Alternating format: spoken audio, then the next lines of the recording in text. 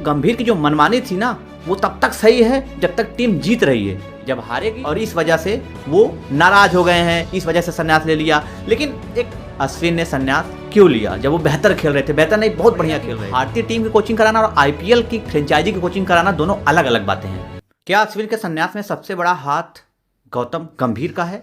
ये बड़ा सवाल है, क्योंकि जिस तरीके से अश्विन ने संन्यास लिया, पूरी टीम पे सवालिया निशान है कि क्या भारतीय टीम में सब कुछ सही है। और गंभीर जब कोचिंग करने पहली बार ही आए थे तो उन्होंने अपनी मनमानी शुरू कर दी थी। उन्होंने अपने हिसाब से टीम बनाया, अपने हिसाब से कोचिंग स्टाफ लिया। तो गंभीर की जो मनमानी थी ना, वो तब तक सही है जब तक टीम जीत रही है। जब हारेगी तो मनमानी नहीं चल पाएगी। और गंभीर की वजह से शायद अश्विन ने संन्यास ले लिया है। अब ये पब्लिक डोमेन में बातें भी चल रही हैं कि अश्विन इतनी जल्दी संन्यास कैसे ले सकते हैं। कुछ पूर्व क्रिकेटर तो ये भी कह रहे हैं कि अभी उनमें क्रिकेट बचा हुआ था, लेकिन अश्विन नहीं चाहते कि वो बेंच पे बैठे। जब पहला मैच ऑस्ट्रेलिया में जो बॉर्डर गावस्कर ट्रॉफी का हुआ, उसमें वाशिंगटन सुंदर खेले थे। उसके बाद पिंक बॉल में फिर अश्विन आ गए, तो अश्विन बेंच पे थे। और शायद अश्विन को ये सही नहीं लग रहा है कि वो बेंच पे बैठे। ग्रेट प्लेयर, और उनका फॉर्म भी खराब नहीं है, लेकिन ऐसी बातें आ रही हैं मीडिया से कि जो गौतम गंभीर है उनकी मनमानी चल रही है और इस वजह से वो नाराज हो गए हैं, इस वजह से संन्यास ले लिया। लेकिन एक अच्छा दौर या अच्छा समय कहेंगे अश्विन के लिए कि संन्यास ले तो लोग पूछे भैया कहाँ संन्यास ले लिया, ये ना पूछे भैया कब संन्यास लोगे।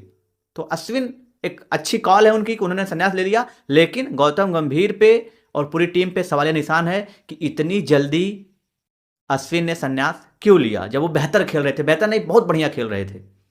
अभी चेपाक में उनका शतक भी था और उसी मैच में 5 विकेट भी था। तो उसके बाद अश्विन बेहतर खेल रहे हैं। आईसीसी रैंकिंग ज़बरदस्त तरीके से है उनकी बॉलिंग की। ऑलराउंडर भी नंबर या 2 या 3 पे होंगे। तो अब पूरा का पूरा जो माजरा आ रहा है ना कि गंभीर की मनमानी चल रही है। हालांकि उनको बता दिया गया था कि आप जो ये शेड्यूल है वर्ल्ड टेस्ट चैंपियनशिप का, उसके बाद आप हमारी थिंक टैंक में नहीं होंगे, जैसे एंडरसन के साथ हुआ। अब लोग कह रहे हैं कि अश्विन विदेश में नहीं चलते। एंडरसन की आप तो बड़ी वाहवाही करते हैं हम लोग कि एंडरसन इंग्लैंड को छोड़ दे तो कहाँ चल रहे हैं। तो अपनी अपनी जो होम कंडीशन उसका फायदा तो सब उठाएंगे। और अब गंभीर पे सवाल निशान है। देखिए, गंभीर बहुत अच्छे खिलाड़ी रहे हैं। एक बात हमको बेसिक से समझना पड़ेगा कि भारतीय टीम की कोचिंग कराना और आईपीएल की फ्रेंचाइजी की कोचिंग कराना दोनों अलग अलग बातें हैं। गंभीर बेशक जीता दी एक कोचिंग में, कप्तानी में, लेकिन इंडियन टीम की एक नेशनल देश को आप प्रेजेंट कर रहे हैं। वहां पर कोचिंग और यहाँ की कोचिंग दोनों में अंतर है।